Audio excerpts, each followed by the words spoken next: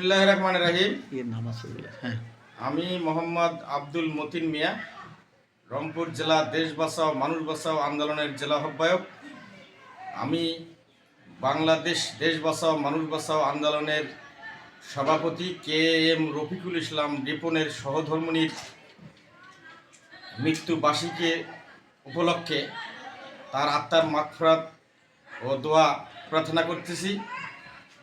আমি জানি যে এই বাংলাদেশ দেশ বাঁচাও মানুষ বাঁচাও আন্দোলনের সভাপতি দীর্ঘদিন থেকে আমাদের দলে নেতৃত্ব দিতেছেন। ওনার অনেক অবদান। ওনার একটি বাচ্চা আছে, আল্লাহ যেন ওনার হায়াতে তৈয়বা দান করে। উনি খুব ভালো মানুষ। সেই সাথে আরও একটি আমি কথা বলতে চাই যে বাংলাদেশ দেশের নবীজি সম্বন্ধে যে কটূক্তি বক্তব্য দিয়েছেন, সুরে নাচ সম্বন্ধে বাউল আবুল সরকারের বিরুদ্ধে দুই একটি কথা বলবো। যে বাংলাদেশে 90-95 ভাগ মুসলমান এই বাংলাদেশে বসবাস করে, আজ থেকে 1.5 যুগ 2 যুগ আগে এই তসলিমা নাসিম, জাহানারা ইমাম নবীজির কটূক্তি করার কারণে, ইসলাম বিরোধী বক্তব্য দেওয়ার কারণে যেভাবে মানুষ আন্দোলন করিয়ে এই দেশ থেকে তাড়িয়ে দিয়েছেন, আমি সাবধান করে দিতে চাই বাংলাদেশের মুসলমান কোনো সময় ইসলাম বিরোধী ও নবীজি বিরোধী কোনো কার্যক্রমকে সাপোর্ট করে না, ভবিষ্যতেও করবে না।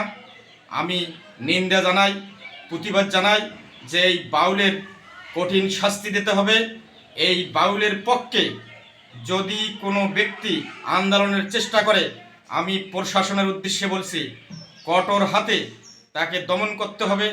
এই বাংলাদেশে ফ্যাসিস্ট আওয়ামী লীগের দোসর শেখ হাসিনা ইসলাম বিরোধী কার্যকলাপ করার কারণে এই দেশের জনগণ এই দেশ থেকে তাকে তাড়িয়ে দিয়েছেন। আমি সবাইকে বলবো যে আপনারা সবাই ইসলাম বিরোধী যদি কেউ কোনো কার্যক্রম মুখে আনে, সঙ্গে সঙ্গে প্রতিবাদ জানাবেন।